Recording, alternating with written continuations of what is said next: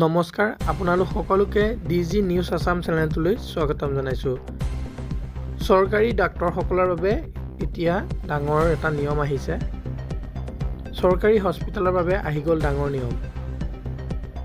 মন গ'লেই চিকিৎসকে এতিয়া ৰোগীক দিব নোৱাৰিব যিকোনো ঔষধ। চৰকাৰী চিকিৎসালয়ত উপলব্ধ ঔষধহে ৰোগীক দিব লাগিব চিকিৎসকে। 15 ফেব্ৰুৱাৰীৰ পৰা ৰাজ্যত আহিব এই নিয়ম। চৰকাৰে মুকলি কৰিব এটা হোৱাটছএপ নম্বৰ। খেয়ালখুচি মতে চিকিৎসকে ঔষধ দিলেই ৰোগীয়ে দিব পাৰিব সেই চিকিৎসকজনৰ বিৰুদ্ধে অভিযোগ। এনে চিকিৎসকৰ ওপৰত চৰকাৰে ল'ব কঠোৰ ব্যৱস্থা। বিভিন্ন সময়ত একাংশ চিকিৎসকৰ বিৰুদ্ধে বেছি দামী ঔষধ লিখি দিয়াৰ অভিযোগ উত্থাপিত হৈছে।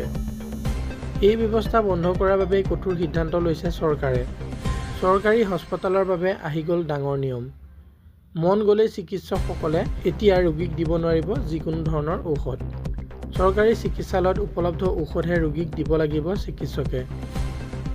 15 ফেব্ৰুৱাৰীৰ পৰা ৰাজ্যত আহিব এই নিয়ম।